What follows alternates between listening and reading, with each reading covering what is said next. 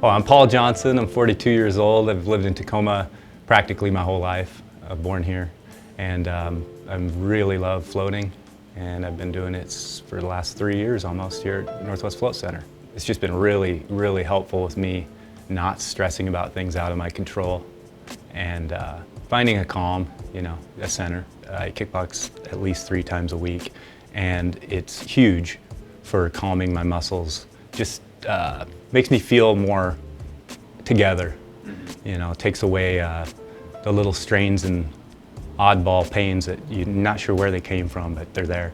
Rest, way deeper rest and relaxation. Again, and it helps meditation too with that too. Just as a baseline anti-anxiety, I think it really is beneficial. It's underrated in that aspect. Psychologically, just kind of clarifying, what's important today, and really helping me not focus on things that aren't going to help me today. It really is one of the best holistic practices I think anyone could do for themselves. It's a treat.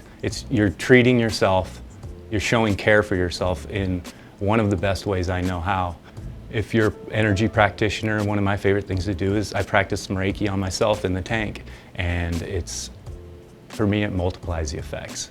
I feel so well balanced and just together afterwards. Well, yeah, we had some house issue. It was financial, house-related, mortgage type oddball situation, and it could have easily, most people, I think, without an outlet, without a meditative practice, it could have really caused a lot of emotional harm in the family.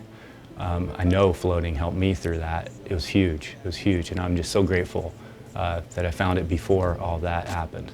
Cool. The first thing I did notice on my first float was what my mind did was prioritize. Immediately, after maybe 10 minutes after I let my net go into the water and trusted the water and the salt, where the magnesium was going to hold me up, was prioritization. I just started immediately.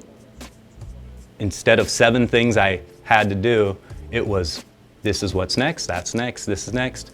And there was a flow to it, and it made sense, and it was no work, it just happened. I just observed it happening as I floated. Yeah, I've just noticed a lot of relationships that are seemingly random, which make too much sense to be random and are very personal, sometimes usually visual, symbolic connections between colors, metaphysical ideas that come across. It's almost like you're opening up, you're letting the universe know you're open to messages in the float tank. I think you're slowing down your mind enough, slowing down our small eye enough to benefit from information that's not in our heads and more in our hearts and in other people's hearts.